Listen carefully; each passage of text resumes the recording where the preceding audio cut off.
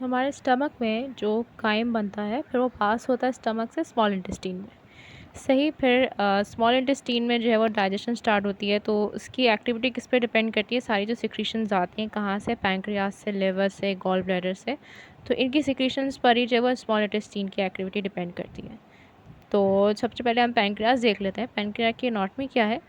Pancreas क्या है? Actually एक रेट्रोपेरिटोनियल ग्लैंड है जो कि अबाउट 12 to 15 सेंटीमीटर लॉन्ग और 2.5 सेंटीमीटर थिक है। ये कहाँ होता है? पोस्टीरियर होता है किसके? Greater curvature of the stomach है। जो स्टमक का ग्रेटर कर्वेचर होता है उसके पोस्टीरियर मौजूद होता है। तो जो पैंक्रियाज होते हैं उनमें एक हेड होता है, एक बॉडी होती है और एक टेल होता है, और usually connected to the duodenum by 2 ducts. और ये पैंक्रियाज ड्यूडेनम से जो है वो 2 डक्ट्स के ज़रिए कनेक्टेड होता है। जो हेड होता है वो एक्सपेंडेड पोर्शन होता है और कहाँ? Near the curve of the duodenum. ये कर्व ऑफ द ड्यूडेनम है और यहाँ पर इसकी तरफ एक्सटेंडेड पोर्शन है ऑर्गन का। इसको कहते हैं head. Superior to and to the left of the head are the central body and the tapering tail. फिर इसके सुपीरियर और इसके लेफ्ट में जो है सेंट्रल बॉडी और टेपरिंग टेल आ जाती है। तो जो पैंक्रियाटिक जूस होते हैं जो यहाँ से सिक्रीटेड होते हैं, कहाँ से होते हैं? एक्सोक्राइन सेल्स से इनटू स्मॉल डक्ट्स। इसके अंदर एक्सोक्राइन सेल्स मौजूद होते हैं, वहाँ से स्मॉल डक्ट्स में जाते हैं that ultimately unite to form 2 larger ducts. ये जो स्मॉल डक्ट्स हैं ये मिल जाते हैं 2 लार्जर डक्ट्स में। तो एक पैंक्रियाटिक डक्ट होती है और दूसरी क्या है? Accessory duct. तो these in turn convey the secretions into the small intestine. फिर स्मॉल इंटेस्टीन तक ये जो दोनों जो है वो सिक्रीशंस लेकर जाते हैं। जो पैंक्रियाटिक डक्ट है या फिर इसको डक्ट ऑफ वर्संग भी कहते हैं या वेरसंग कहते हैं, ये लार्जर होती है ऑफ द 2 डक्ट्स, यानी कि ये बड़ी होती है दूसरी वाली के। तो कुछ लोगों में ऐसा होता है जो पैंक्रियाटिक डक्ट है वो जॉइन होती है कॉमन बाइल डक्ट से। कुछ ऐसे लोगों में मौजूद होता है कि कॉमन बाइल डक्ट से आपकी पैंक्रियाटिक डक्ट ज्वाइन हुई होती है from the liver and gallbladder and enters the duodenum as a dilated common duct, जिसको हेपेटोपैंक्रियाटिक एम्पुला कहते हैं या फिर एम्पुला फैटर भी कहते हैं उसको। ठीक है। जो एम्पुला ओपन होता है elevation of the duodenal mucosa, जिसको हम मेजर ड्यूडेनल पैपुला कहते हैं, जो कि अबाउट 10 सेंटीमीटर इन्फीरियर है पाइलोरिक स्फिंक्टर के। पाइलोरिक स्फिंक्टर कहाँ होता है? स्टमक में होता है। सही। जो पैंक्रियाटिक जूस और बाइल का जो पैसेज है through the hepatopancreatic ampulla into the duodenum of the small intestine, it is regulated by a mass of smooth muscles surrounding the ampulla.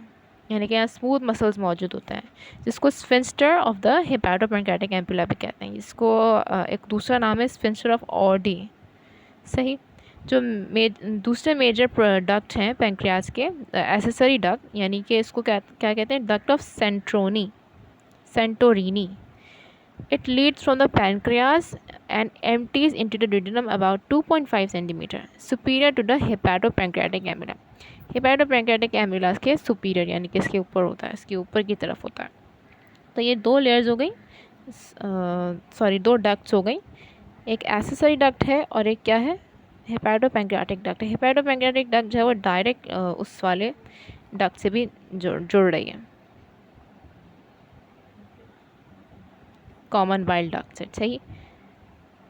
अब क्या है? हिस्टोलॉजी देख लेते हैं पैंक्रियाज की। तो जो पैंक्रियाज है made up of small cluster of glandular epithelial cells. Glandular epithelial cells होते हैं, स्मॉल क्लस्टर्स होते हैं। तो जो 99% ऑफ क्लस्टर्स हैं इनको क्या कहते हैं? एसिनाई। यानी कि पूरे पैंक्रियाज में 99% ये क्लस्टर्स मौजूद होते हैं, इनको एसिनाई कहते हैं। और इनके अंदर क्या होता है? एक्सोक्राइन पोर्शन होता है ऑफ द ऑर्गन। जो cells within acini secrete a mixture of fluid and digestive enzymes called pancreatic juice। अब वो एक्चुअली पैंक्रियाटिक जूस होता है जो कि एसिनाई से सिक्रीट होता है। क्या होता है? वो मिक्सचर होता है फ्लूइड का और डाइजेस्टिव एंजाइम्स का। अब ये तो 99% एसिनाई हो गया, जो रिमेनिंग 1% है क्लस्टर्स का उसको पैंक्रियाटिक आइलेट्स कहते हैं। इसको आइलेट्स ऑफ लैंगरहंस भी कहते हैं। क्लस्टर्स हो गए पूरे 100%, उसमें से 99% क्लस्टर्स एसिनाई है और 1% क्लस्टर्स क्या है? पैंक्रियाटिक आइलेट्स हैं। ये form the endocrine portion of the pancreas. ये क्या होता है? एंडोक्राइन पोर्शन बनाता है। एसिनाई क्या था? एक्सोक्राइन पोर्शन था और ये एंडोक्राइन पोर्शन होता है।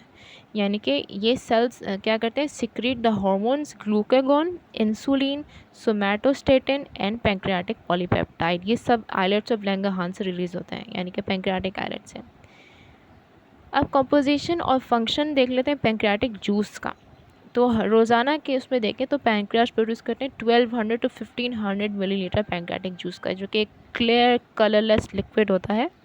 इसके अंदर मोस्टली वाटर होता है, कुछ सॉल्ट्स होते हैं, सोडियम बाइकार्बोनेट होता है और सेवरल एंजाइम्स। तो जो सोडियम बाइकार्बोनेट एक्चुअली इसमें मौजूद होता है वो पैंक्रियाटिक जूस को एक स्लाइटली अल्कलाइन पीएच देता है। ये क्या करते हैं, buffers acidic gastric juice in crime. अच्छा, ये तो पता ही होगा कि स्मॉल इंटेस्टाइन में आकर के जो डाइजेशन होती है वो एल्कलाइन पीएच में होती है। तो वो पीएच किस वजह से चेंज होता है, जो कि पैंक्रियाटिक जूस आ रहा होता है पैंक्रियास से, वो स्मॉल इंटेस्टाइन का पीएच चेंज कर देता है, उसको स्लाइटली एल्कलाइन कर देता है। सही। और जो स्टमक से हमारा जो काइम आ रहा होता है उसकी ऑब्वियसली एसिडिक उसकी वो होती है पीएच, तो ये बफर करता है acidic gastric juice in chyme, stop the action of pepsin जो कि स्टमक से आ रहा होता है, and creates the proper pH for the action of digestive enzymes in the small intestine. ये काम पैंक्रियाटिक जूस ने संभाल लिया। तो जो एंजाइम्स होते हैं पैंक्रियाटिक जूस में, उसमें एक स्टार्च डाइजेस्टिंग एंजाइम होता है जिसको पैंक्रियाटिक एमाइलेज कहते हैं। पैंक्रियाटिक एमाइलेज क्या है, स्टार्च डाइजेस्टिंग एंजाइम है। कहाँ पर, पैंक्रियाटिक जूस में। Several enzymes that digest protein into peptides called trypsin. सही। कुछ एंजाइम्स जो कि प्रोटीन को पेप्टाइड्स में डाइजेस्ट करते हैं, ट्रिप्सिन हो गया, कीमोट्रिप्सिन हो गया और कार्बोक्सी पेप्टिडेज हो गया, और एक और होता है इलास्टेज। सही। The principal triglyceride digesting enzyme in adults वो क्या होता है, पैंक्रियाटिक लाइपेज होता है। And nucleic acid digesting enzymes उनको क्या कहते हैं, राइबोन्यूक्लियस और डीऑक्सीराइबोन्यूक्लियस। ये तो जिसके आगे एज आ जाए वो ऑब्वियसली एंजाइम होता है। सही। ये जो टर्म एज है इसका मतलब होता है कि ये जो भी चीज़ें एंजाइम है। तो ये जो न्यूक्लिक एसिड डाइजेस्टिंग एंजाइम्स हैं क्या करते हैं, digest ribonucleic acid and deoxyribonucleic acid nucleotides में इसको डाइजेस्ट कर देता है। लेकिन ये जो प्रोटीन डाइजेस्टिंग एंजाइम था पैंक्रियास का, वो क्या एक इनएक्टिव फॉर्म में प्रोड्यूस होता है। जैसे कि पेप्सिन स्टमक जो प्रोड्यूस होता है एज पेप्सिनोजन प्रोड्यूस होता है, इनएक्टिव फॉर्म में प्रोड्यूस होता है।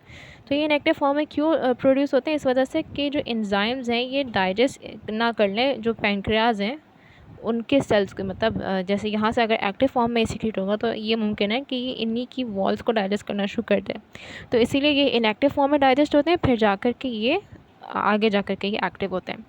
ट्रिप्सिन जो है वो is secreted in an inactive form called trypsinogen. जो ट्रिप्सिन हमने देखा वो ट्रिप्सिनोजन में होता है, सिक्रीट होता है, यानी इसकी इनएक्टिव फॉर्म ट्रिप्सिनोजन है।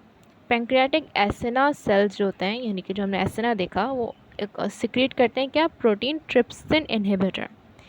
तो एक ट्रिप्सिन इनहिबिटर प्रोटीन भी वो सिक्रीट करते हैं जो कंबाइन होती है किसी भी ट्रिप्सिन से form accidentally in the pancreas, यानी कि पैंक्रियास से कोई गलती से ज़्यादा ट्रिप्सिन बन गया है तो ये ट्रिप्सिन इनहिबिटर उनसे जाकर के कंबाइन होते हैं और फिर पैंक्रियाटिक जूस में उसको ब्लॉक करते हैं, इसकी एंजाइमेटिक एक्टिविटी को ब्लॉक करते हैं, यानी कि जो एक्सीडेंटली जो बन गया है।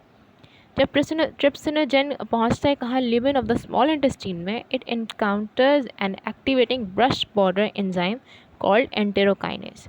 ये एंटेरोकाइनेज का एक ब्रश बॉर्डर एंजाइम है, स्मॉल इंटेस्टाइन में मौजूद होता है। तो इसका सामना किससे होता है, ट्रिप्सिनोजन से। तो ये क्या करता है, स्प्लिट कर देता है ट्रिप्सिनोजन मॉलिक्यूल्स को, तो ताकि वो एक्टिव फॉर्म में आ जाए ट्रिप्सिन में। इन टर्न जो ट्रिप्सिन है acts on the inactive precursors called chymotrypsinogen, procarboxy peptidase and proelastase, यानी कि जो काइमोट्रिप्सिन और कार्बोक्सी पेप्टिडेज और इलास्टेज जो ये पहले सिक्रीट हो रहा था, तो ऑब्वियसली इनके भी प्रीकर्सर्स होंगे।